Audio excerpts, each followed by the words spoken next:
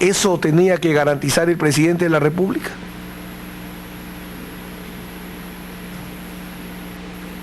Y si ahí no fue política de violación de debido proceso, sino error del juez, del hombre, a nivel de Fuerzas Armadas no pudo darse lo mismo. O sea, donde hubo error del juez que no garantizó el debido proceso, ahí no fue política de violación del debido proceso, fue error. ¿Y por qué a nivel de las Fuerzas Armadas no puede ser lo mismo?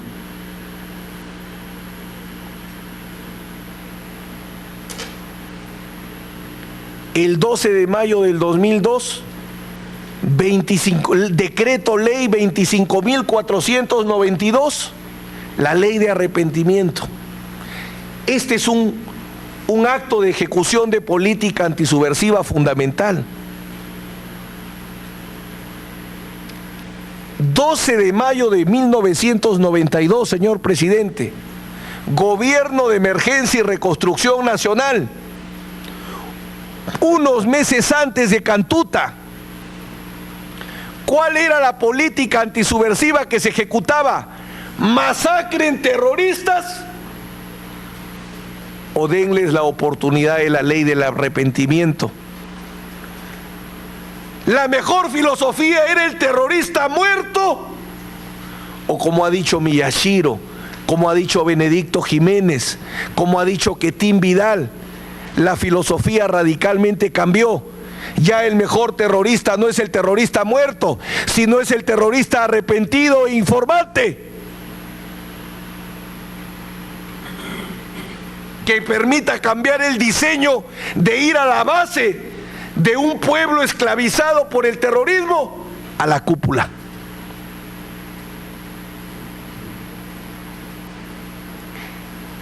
Esta política de pacificación, de aplicación de la ley de arrepentimiento, señores, esta política antiterrorista de aplicación de ley de arrepentimiento, ¿es compatible o incompatible con una guerra sucia? ¿Es compatible con una guerra sucia decir el mejor terrorista es el terrorista arrepentido e informante, y con la otra mano decir el mejor terrorista es el terrorista muerto que no informa nada, salvo que lo llamen por sesiones de espiritismo?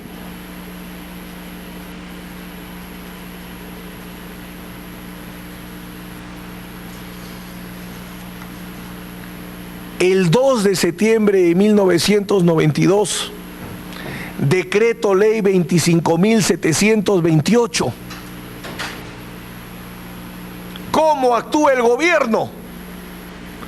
Facultando a los órganos jurisdiccionales para condenar en ausencia a los procesados por terrorismo y por traición a la patria. Nos puede parecer un absurdo. A los cultores del derecho procesal evidentemente nos parece algo ignominioso. Pero voy a la discusión de este juicio. ¿Cómo demostraba este gobierno que luchaba contra el terrorismo? ¿Con la ley? ¿Buena o mala, pero ley? ¿O con una política al margen de la ley, de destrucción de seres humanos desarmados? ¿Es compatible este tipo de respuestas legales de condenar? O sea, la política era todo al proceso, y para lograr que el proceso penal sea un arma principal contra el terrorismo, lleguemos a un caso extremo, condenemos en ausencia. ¿Cómo esa política, señor presidente, señores vocales, puede ser compatible con una guerra sucia? ¿Cómo es compatible privilegiar el proceso penal como arma contra el terrorismo y a la vez las desapariciones forzadas ilegales?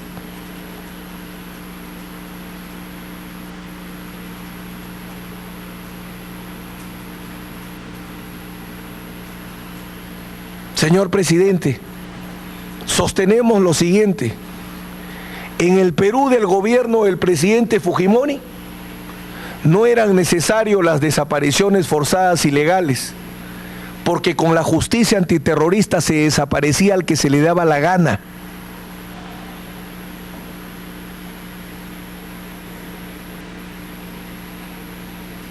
Esa era la realidad de la política antisubversiva.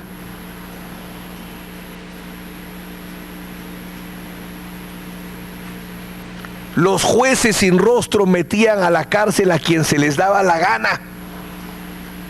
Para condenarlos, utilizaban lo que querían. Yo he vivido lo que es poner 5, 6, 7, 8 sentencias de 30 años, media hora, como si salieran periódicos.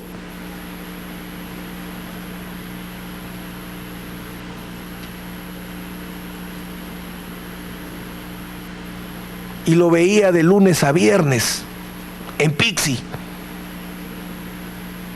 Pero bien o mal, ¿qué demostraba?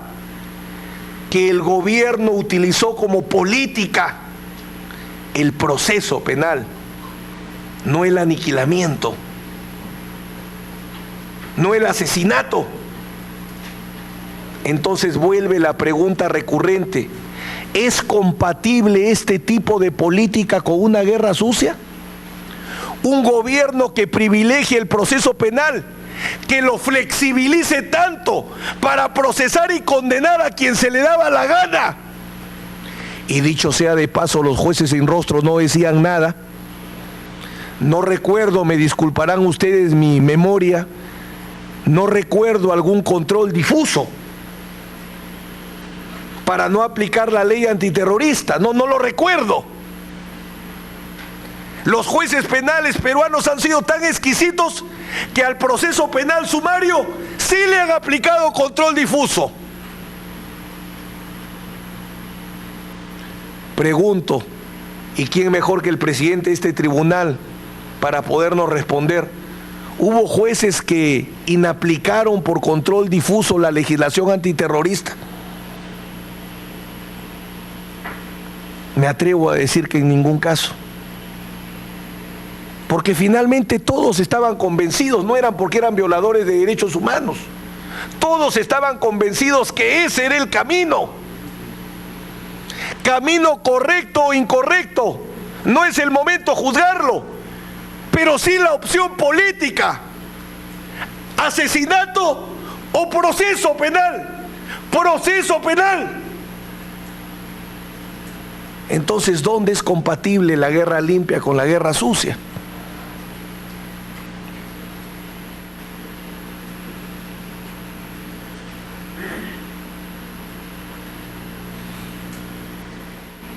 La ley 26.220, rápidamente para ir avanzando, 13 de agosto del 93, ya son años posteriores. Retrocédeme, no me adelantes. Una que sí quiero invocar, ya que hablan de compatibilidad de guerra limpia con guerra sucia. Algo que no se ha mencionado, no se recuerda, presidente. La ley 26.655.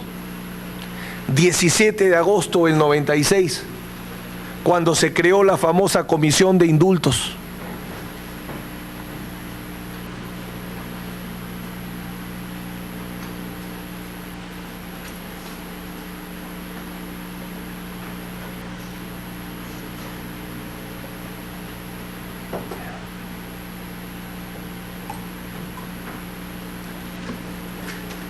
Pregunto,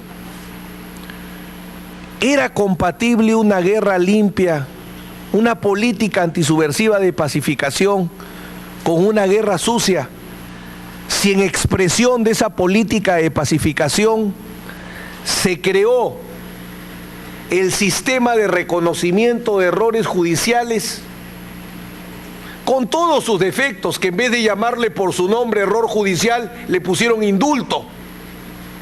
Cuando solo se perdona a los culpables, no a los inocentes. Y lo digo con toda libertad. Pero finalmente, No interesa el nombre. Ese gobierno que dicen que era asesino implementó la política de reconocimiento de errores judiciales más importante que ha habido en la historia de la justicia penal peruana. ¿En qué otro gobierno? ¿En qué otro gobierno, señor presidente, se ha reconocido en la misma magnitud errores judiciales?